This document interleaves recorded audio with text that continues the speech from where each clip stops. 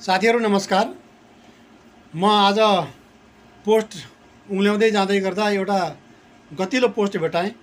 कता कता मलाई ठिक जस्तो पनि लाग्यो, कता कता होइन कि भन्ने जस्तो लाग्यो र यसलाई चाहिँ मैले चाहिँ मूल्याङ्कन गर्न सकिनँ।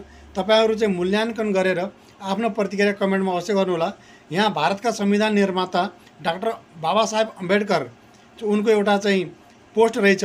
सायद उनीकै पोस्ट हुनुपर्छ या फिर कसैले चाहिँ यसलाई छेडछाडी गरेको होला या नहोला त म भन्न सक्दैन।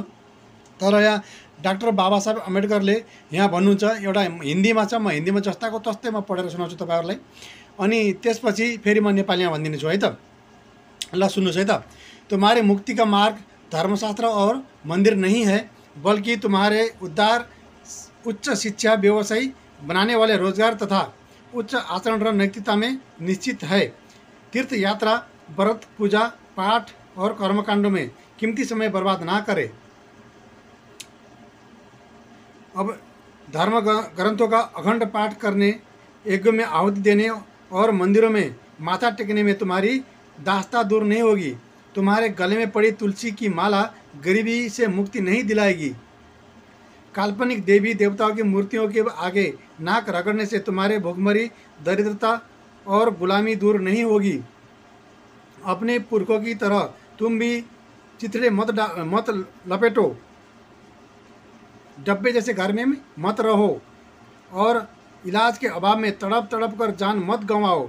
भाग्य और ईश्वर के भरोसे मत रहो, तुम्हें अपना उद्धार खुद करना है। धर्म मनुष्य के लिए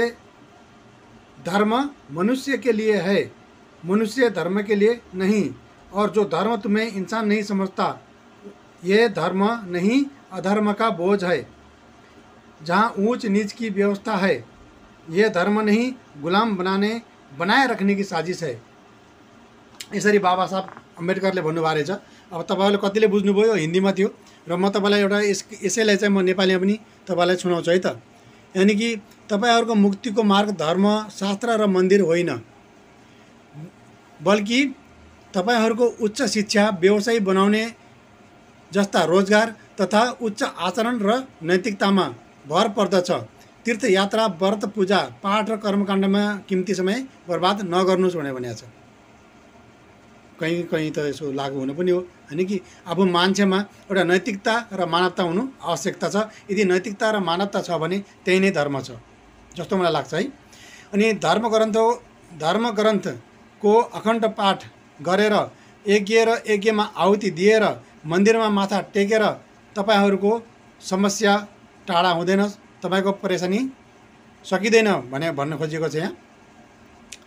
अनि तपाईँहरूले जो गलामा तुलसीको माला धारण गरेर तपाईँलाई मुक्ति मिल्दैन भनेर भनेको छ। काल्पनिक देवी देवताको मूर्तिको अगाडि आफ्नो नाक रगडेर तपाईँहरूको भुखमरी, दरिद्र र गुलामी सकिँदैन। आफ्ना पुर्खाहरूको तरह तपाईँहरू पनि चिथडे मत लपेटो, भने कि तपाईँहरूको पुर्खाको तरह तपाईँहरू पनि त्यस्तो नगर्नुहोस्। अनि डब्बा जस्तो घरमा नरहनुहोस्, किनकि आफूले चाहेअनुसार महल बनाउन सक्नुहुन्छ भन्न खोजेको होला, होइन। अनि त्यसपछि आफ्नो इलाजको अभावमा तडपी जान नगुमाउनुहोस्। अनि भाग्य र ईश्वरको भरोसामा नरहनुहोस्। तपाईँ आफ्नो उद्धार तपाईँ खुदै गर्न सक्नुहुन्छ। धर्म मनुष्यको लागि हो, ताकि मान्छे धर्मको लागि होइन। भन्छ धर्म मान्छेको लागि हो, तर मान्छे धर्मको लागि होइन। अनि जो धर्मले तपाईँहरूलाई इन्सान समझ्दैन, होइन, मान्छेले मान्छे गन्दैन, त्यो धर्म होइन, त्यो अधर्मको हो भनेर भनेको छ। अनि अधर्मको बोझो भनेको छ। जहाँ सानो ठुलोको भेदभाव गरिन्छ र त्यहाँ उच निचको भेदभाव गरिन्छ। अनि त्यस्तोमा चाहिँ त्यो धर्म नभएर के भयो, मान्छेलाई गुलाम बनाइराख्ने एउटा साजिस हो, कोसिस हो भनेर भनिएको छ भनेर यहाँ चाहिँ बाबा साहेब अम्बेडकरले लेखेका रहेछन्। तपाईँलाई कस्तो लाग्यो? कता कता मलाई कुरो ठिक पनि लाग्यो, तर मान्छे नै एउटा धर्ममा हुनुहुन्छ, धर्मभित्र रहनुपर्छ। हामीले आफ्नो धर्मलाई चाहिँ कसरी निभाउने हो, मानवताको धर्म अनि नैतिकता मान्छेभित्र हुनु नै पर्छ।